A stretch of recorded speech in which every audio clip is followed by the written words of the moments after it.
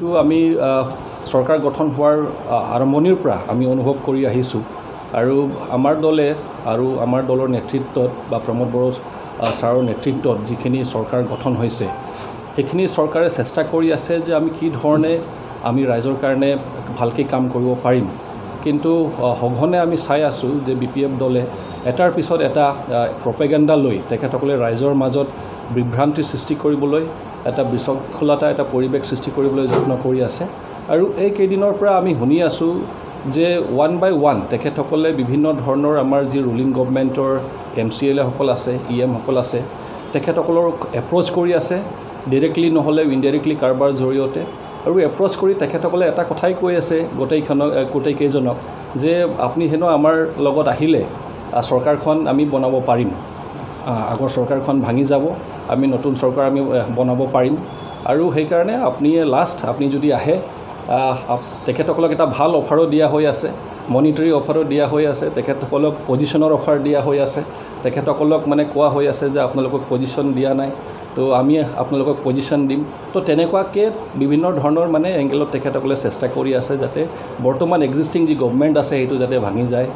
কিন্তু আমাৰ ফালৰ পৰা আমি স্পষ্টীকৰণ দিব বিচাৰিছোঁ যে আমাৰ যিখন চৰকাৰ গঠন হৈছে আমি জানো যে এটা এলায়েন্স গভৰ্ণমেণ্ট আমাৰ UPPL BJP আৰু GSP মিলি যিখন চৰকাৰ গঠন কৰা হৈছে সেইখন এতিয়া এটা ষ্টেবল গভৰ্ণমেণ্ট। এতিয়া আৰু ইয়াত কোনো থ্ৰেট নাই।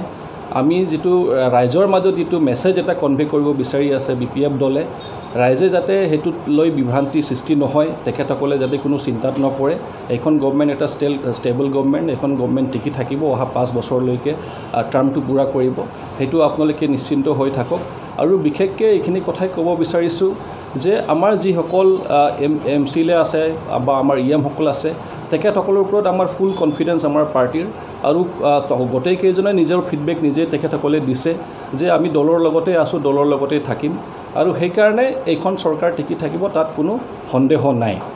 তো হৈ নপৰিব বা চিন্তিত হৈ নপৰিব, এইখন চৰকাৰ চলি থাকিব। আপোনালোকৰ কাৰণে এইখন চৰকাৰ বনোৱা হৈছে, আপোনালোকৰ সহায়ত বনোৱা হৈছে।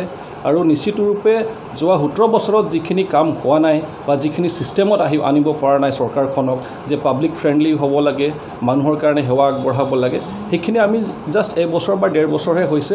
এইখিনিতে বহুতখিনি আমি চাবলৈ পাইছোঁ আমাৰ প্ৰমোদ বড়ো ডাঙৰীয়াৰ নেতৃত্বত।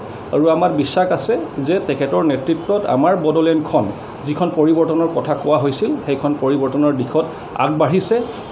ইয়াত আমাৰ ষ্টেট গভৰ্ণমেণ্টৰ ফুল বছৰহে হৈছে, এইখিনিতে বহুতখিনি আমি চাবলৈ পাইছোঁ আমাৰ প্ৰমোদ বড়ো ডাঙৰীয়াৰ নেতৃত্বত। আৰু আমাৰ বিশ্বাস আছে যে তেখেতৰ নেতৃত্বত আমাৰ বড়োলেণ্ডখন যিখন পৰিৱৰ্তনৰ কথা কোৱা হৈছিল সেইখন পৰিৱৰ্তনৰ দিশত আগবাঢ়িছে। ইয়াত আমাৰ ষ্টেট গভৰ্ণমেণ্টৰ ফুল ছাপোৰ্ট আছে, আমাৰ চেণ্ট্ৰেল গভৰ্ণমেণ্টৰ ফুল ছাপোৰ্ট আছে। আৰু আমি ভাল পাইছোঁ যে ইণ্টাৰনেশ্যনেল এজেঞ্চিও আমাক এতিয়া ছাপোৰ্ট কৰি আছে। ধুনীয়া কাম আৰম্ভ হৈছে আৰু কামটো কণ্টিনিউ হৈ থাকিব।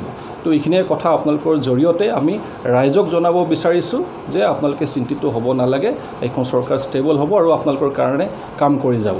এইখিনিয়ে কথাই ক'ব বিচাৰিছোঁ। সকলে বা আমাৰ সদস্যসকলে বা আমাৰ কোনোবা MCLA সকলে ভিতৰে যদি BPF লগত কানেকশ্যন কৰি পেলাই চৰকাৰ কৰাৰ কাৰণে যদি চেষ্টা কৰিছে, সঁচাকৈ আমাৰ ইয়াত মানে ডিচিপ্লিনাৰী আমাৰ পাৰ্টি লেভেলৰ পৰা তাত একশ্যন ল'ব লাগে, সেইখিনি মই দাবী কৰোঁ।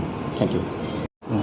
এই এলায়েন্সৰ ধৰ্মমৰ্মে আমাৰ UPPL দলৰ পৰা 2জন আমি মিনিষ্টাৰ পাম, সেইটো একেবাৰে চিয়'ৰ। আৰু BPF-এ কোনটো যুক্তিত তেওঁলোকে মিনিষ্টাৰ খুজিছে আমি নাজানো, কিন্তু এটা কথা স্পষ্ট, তেওঁলোকৰ মাজত ভিতৰত 2 ভাগ হৈ আছে BPF-ৰ মাজত, চন্দন গ্ৰুপ আৰু হাগ্ৰামা গ্ৰুপ। এইখিনি মানুহে যেন নাজানে সিহঁতৰ মাজত ইউনাইটেড আছে বুলি দেখুৱাবলৈ গৈয়ে তেওঁলোকে নানা কথা কৈ পেলাই মানুহৰ মাজত বিভ্ৰান্তি এটা আনিব বিচাৰিছে। আৰু এইটো আমাৰ মাজত বিশৃংখলা সৃষ্টি কৰিব বিচৰা এটা কৌশল মাত্ৰ। এইখিনিতে আমাৰ EM